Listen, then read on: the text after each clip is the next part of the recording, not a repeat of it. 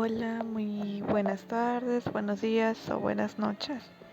Mi nombre es Elisa Merari García López y estudio en el Instituto Tecnológico de Minatitlán, Veracruz, lo que es la carrera de Ingeniería Ambiental. Y bueno, les quiero hablar sobre la clasificación de los seres vivos, que más adelante les estaré hablando sobre ellos. Bueno, vamos a hablar sobre los seres vivos. Los seres vivos principalmente es un conjunto de átomos y moléculas que forman una estructura material muy organizada y muy compleja. En este caso interviene el sistema de comunicación molecular que se relaciona con el ambiente con intercambio de materia y también energía de una forma ordenada y que también tiene la capacidad de desempeñar las funciones básicas de la vida que se llama la nutrición. Bueno, los seres vivos tienen una nutrición. La nutrición del ser vivo se encarga de alimentar para conseguir la energía suficiente para crecer, moverse y vivir. El ser vivo también tiene una relación que en este caso reaccionan ante las informaciones que reciben pues en su entorno en el que los rodea. Tiene una reproducción que en este caso se encarga de que los seres vivos originen o también hacen un procedimiento de diferentes seres vivos parecidos a ellos. Y de otra forma funcionan por sí mismos y pueden perder su nivel de estructura hasta la muerte. Bueno, hablemos más sobre los seres vivos. Principalmente los seres vivos están formados por una célula que se llaman seres unicelulares. Lo podemos ver porque no lo podemos ver porque especialmente son muy pequeñitos y para poderlos observar tenemos que hacerlo con el microscopio. Algunos seres unicelulares se producen enfermedades que se llaman microbios. Uno de los ejemplos que puede hacer uno de los seres unicelulares son los virus, las bacterias, las algas unicelulares, entre otros. Bueno, aparte de que existen los seres unicelulares, también existen los pluricelulares. Los pluricelulares son aquellas que forman la vida de cuyos cuerpos que están compuestos de la diversidad de la célula. En este caso están especializadas a un funcionamiento conjunto que garantiza la estabilidad de la vida. Las cosas que yo entendí sobre los organismos pluricelulares es que dicen que poseen diversos grados de complejidad, ya que pueden ir desde un alga diminuta hasta un elefante u otra cosa.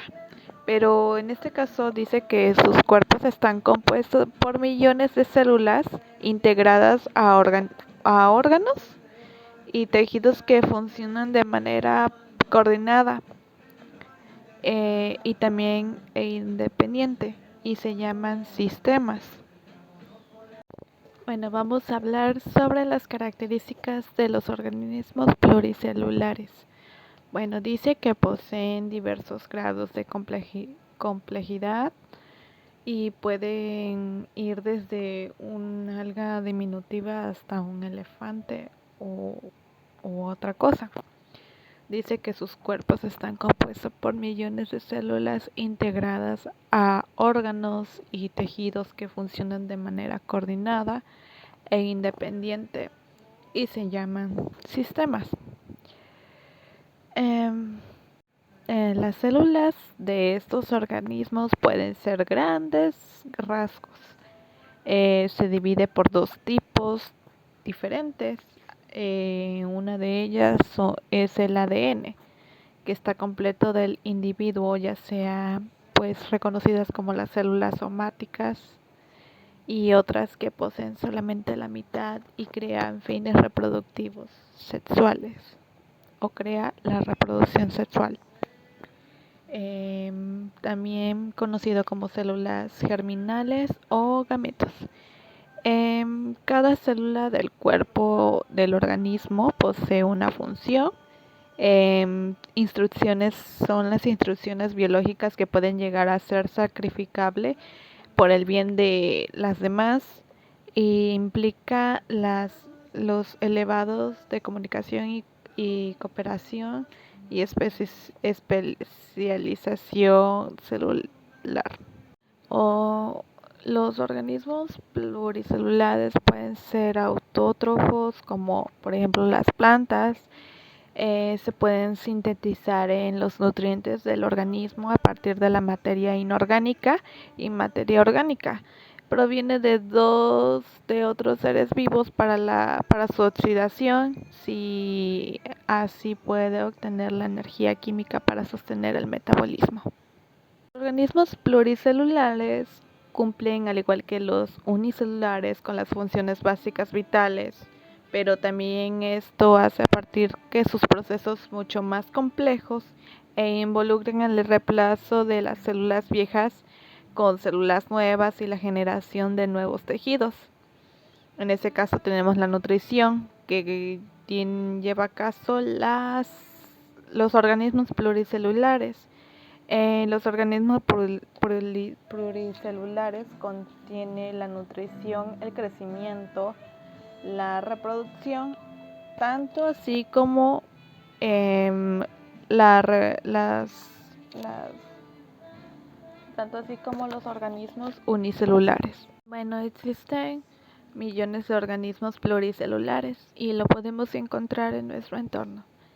Yo les vengo a decir unos pequeños ejemplos de los organismos pluricelulares, obviamente. El primero están los animales. Los animales, el ejemplo puede ser ya sean terrestres, marinos, mamíferos, voladores, aves, reptiles, entre otros animales. En el segundo tenemos todos los hongos, em, ya sean los parásitos, em, levaduras y entre otros. Las plantas, por último tenemos las plantas.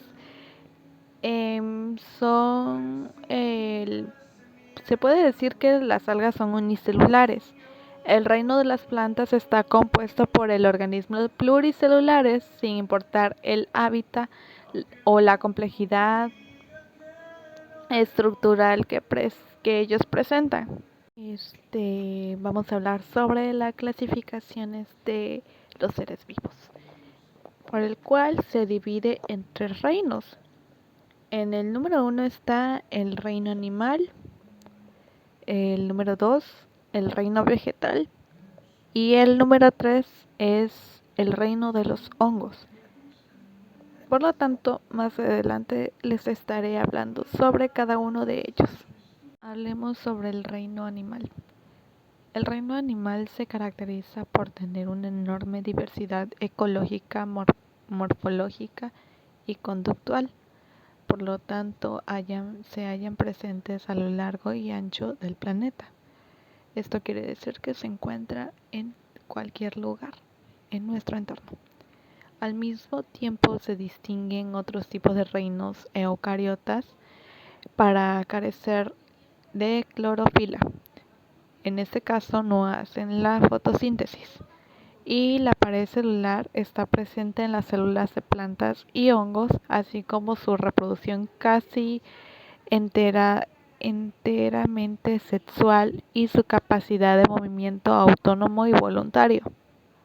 Un dato interesante del reino animal es que dicen que permanece alrededor de 2 millones de especies distintas en todo el mundo y que están agrupados en varios taxones o filos y en 2 grandes categorías que se reconocen como vertebrados e intervertebrados.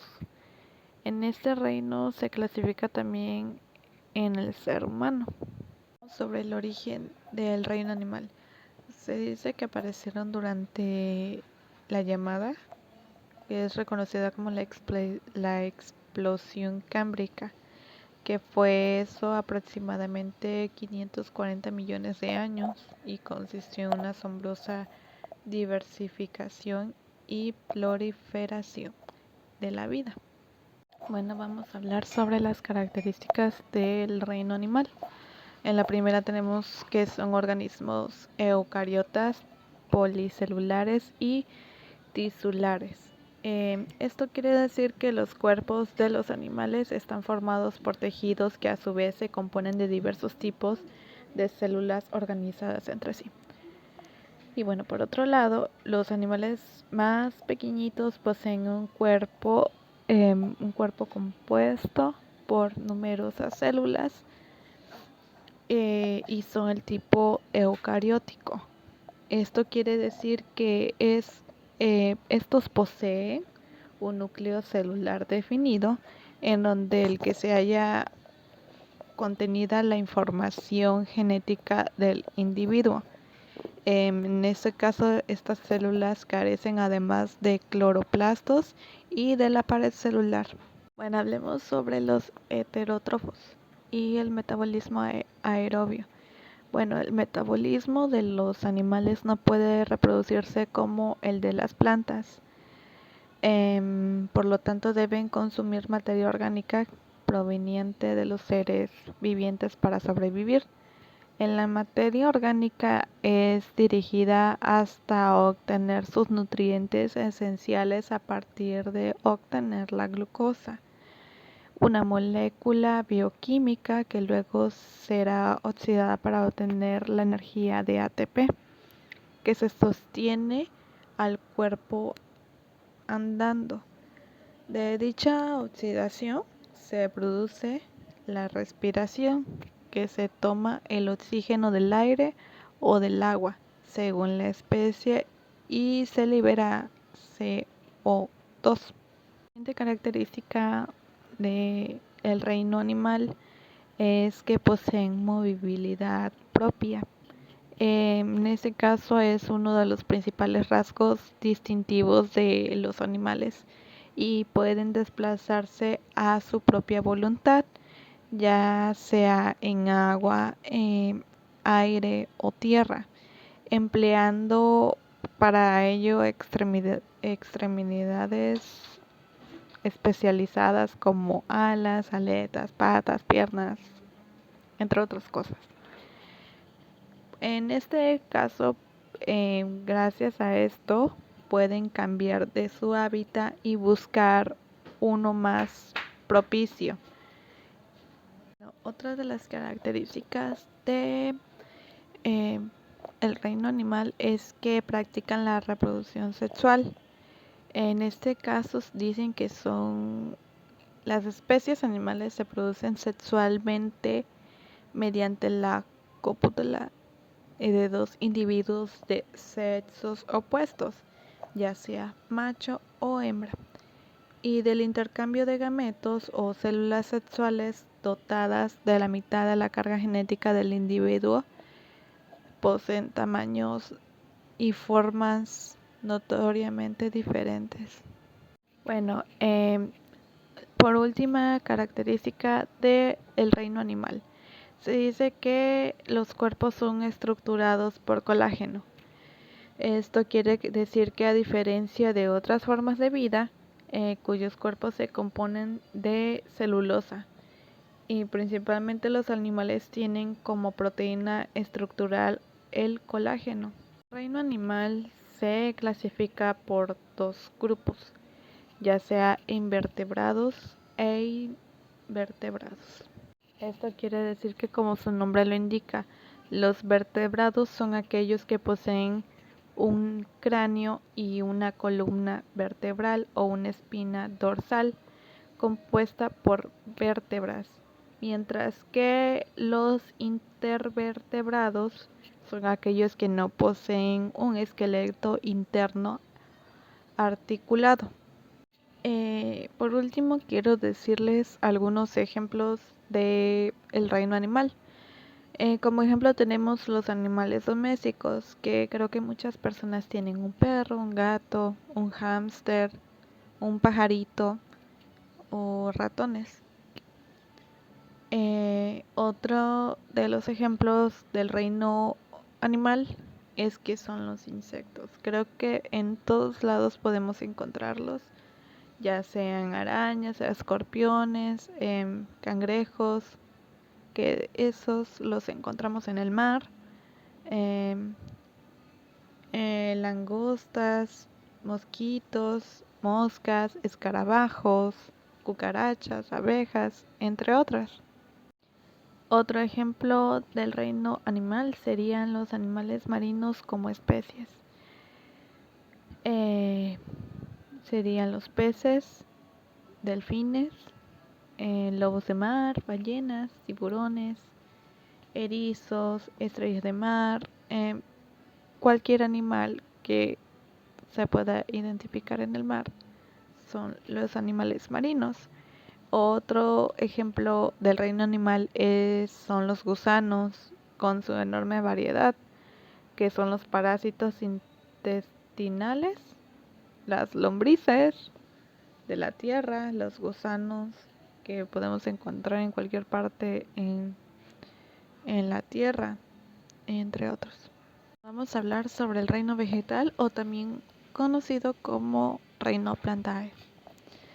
Se dice que se encuentra en organismos que tienen como principal característica la capacidad de realizar la fotosíntesis, es decir, de crear materia a partir de la energía del sol y de los elementos inorgánicos, como por ejemplo el agua, el dióxido de carbono. Ellas son parte del importantísimo grupo de los seres vivos, que son como la base de los ecosistemas de las plantas.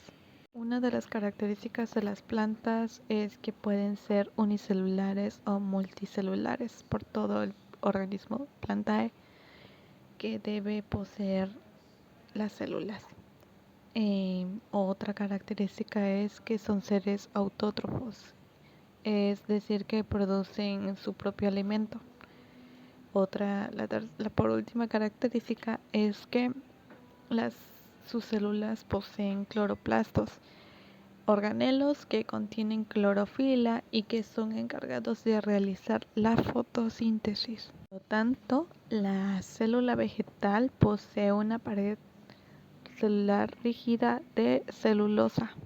El reino animal, en este caso, también son organismos sésiles, es decir, que no poseen movilidad propia, no se pueden desplazar de un lugar a otro, ni huir de los animales cuando ellos consumen como alimento. En otro caso, pueden reproducirse tanto de forma sexual como forma asexual, que se puede reproducir a través de esporas o a través de gametos. La mayoría de plantas presenta la alternativa generaciones llamadas o reconocidas como gametofito y esporofito. Hablemos sobre la fotosíntesis. Bueno, la fotosíntesis es la característica principal e importante del reino vegetal. Tiene la capacidad de realizar la fotosíntesis, les da una enorme ventaja evolutiva que ha sido fundamental en su éxito. Y es posible que gracias a la simbiosis ocurrida entre la célula eucariota y una cianobacteria fotosintética. Tanto la fotosíntesis permite que reproduzcan las plantas su propio alimento para reproducir todos los procesos biológicos. Utilizan en este caso la energía solar y elementos inorgánicos que permiten producir azúcares orgánicos complejos. La alternancia de las generaciones describe un ciclo de la vida en el cual el organismo tiene estadios multicelulares tanto haploides, que presentan una sola dotación de cromosomas, como diploides, que cada cromosoma del núcleo está duplicado. Al ciclo de la vida en el cual hay un estado haploide dominante se le conoce como haplonde, mientras un ciclo de la vida diplonde es aquel que el cual denomina el estado diploide, y el número cromosómico diploide solo se observa por un breve periodo de la vida durante la reproducción sexual. Un ejemplo sería que, ay, mi cabellito, nosotros como los seres humanos somos diplondes. La mayoría de las plantas presenta alternativas generaciones. Los organismos de estas características se le denominan haplodiplontes. La forma multicelular haploide conocida como un gametotito es seguida o desarrollado, de un organismo multicelular diploide. Las plantas tienen una enorme diversidad también, y sin embargo también existe una obvia división entre aquellas cuyo gametofito es la base más evidente del ciclo de la vida, como en el caso de los musgos. Clasificación: el reino Plantae o el reino vegetal. Las plantas se encuentran clasificadas en bases diferentes de las características. En el primer criterio para agrupar las plantas es la presencia o no de semillas. Vamos sobre el criptógamas. Las plantas sin semillas, llamadas criptógamas, son consideradas las más primitivas. Esto quiere decir que son las primeras en aparecer en nuestro planeta. Hablemos sobre el reino fungi, o también reconocido como el reino de los hongos. Bueno, el reino fungi son organismos heterótrofos, adquieren sus nutrientes del exterior y tienen una resistente pared celular compuesta por quitina, la cual en muchas ocasiones les impide desecarse o sufrir inconvenientes relacionados con las condiciones ambientales. Se reproducen mediante esporas, contando con estructuras anatómicas determinadas para la producción de las mismas, como los ascos, que contienen ascoesporas, y los basadios, que contienen basidioesporas. En los hongos, la reproducción puede ser tanto asexual como sexual. Existe una inmensa variedad de formas, colores y tamaños en los hongos. En su estructura, lo comúnmente llamado verdadero cuerpo del hongo recibe el nombre como micelio y está compuesto por filamentos largos, las hifas. Por otro lado, las partes más visibles y conocidas de estos organismos suelen ser cuerpos fructíferos, que son encargados de producir las esporas para la reproducción sexual. Por otro lado, en sus formas de crecimiento, algunos hongos lo hacen en forma estante sobre troncos de árboles, otros cambios que crecen como copas o incluso de forma de estrella. Hablaremos sobre la clasificación del reino fungi. Dicen que se dividen en 5 grupos del reino fungi. En el primero tenemos la Basidiomycetos. Son hongos basidiósporas y cuerpo fructífero en forma de seta. En el segundo tenemos Ascomycetos. Estos hongos contienen ascoporas dentro de sus estructuras reproductivas, denominadas como ascas. En el tercero tenemos Glomeromycientos. Son la principal característica que se define como el grupo de los hongos, que es la formación de micorrizas. Por otro lado, sus estructuras establecen la relación interespecífica de simbiosis con plantas, contándoles demás. En el tercero o cuarto tenemos los zigocimetos. Es el grupo de los comúnmente conocidos como mohos, que se incluyen alrededor de 1000 especies. Sus esporas reciben el nombre de zigosporas. Y por último tenemos el Chytridiomycetos. En este caso es el último grupo de la clasificación actual de los hongos, que incluye todo aquello organismo de los microscópicos del reino fungi, con zoosporas, gametos, flagelados como células reproductivas. Al mencionar estas clasificaciones del reino fungi, estas son las más comunes que podemos ver. Bueno, hablemos sobre los ejemplos que tenemos aquí del reino plantae o vegetal. El Penicillium de los ascomicetos es un hongo de la vida que es empleado para la obtención de vinos. En el segundo tenemos otro que es la levadura de la cerveza y de la elaboración del pan, aunque cepas diferentes. Los mohos del género Penicillium es la elaboración del queso azul.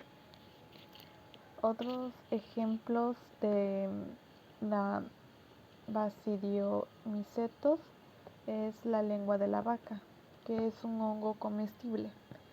En la trompeta de los muertos es un hongo comestible de lo que no se reconoce tanto esa planta. La oreja de Judas es un hongo comestible. El pedo del lobo es un hongo comestible, pero solo cuando es de color blanco. Lo que tenemos como ejemplo es la calipierno. Es un hongo comestible y es la seta de mayor tamaño en España. Es reconocido en España. La seta matamoscas son muy venenosas e incluso también pueden ser mortales. Otras plantas serían el Trametes versicolor, que crece en los troncos de los árboles y es muy utilizado para la medicina tradicional en China. Otro sería el hongo yesquero vermellón. Lo podemos encontrar en los troncos de los árboles de las zonas tropicales. El hongo, la estrella de tierra, tiene un crecimiento en forma de estrella y es un hongo comestible. Vamos a hablar sobre la importancia de los hongos. Su importancia es fundamental en lo correcto del equilibrio de las comunidades biológicas. Son organismos descomponedores por la excelencia, porque permite así lo correcto reciclaje, manteniendo la energía y elementos orgánicos e inorgánicos del ecosistema. Para esto es muy importante para nosotros. Bueno, los ecosistemas antrópicos, los seres humanos, mantenemos una relación muy estrecha con los hongos en nuestro día a día, ya que utilizamos como la obtención de bebidas, vinos, cervezas, alimentos, quesos, pan, aprovechando todas sus propiedades bioquímicas y metabólicas, así como el consumo directo en el caso de las setas y otros hongos comestibles.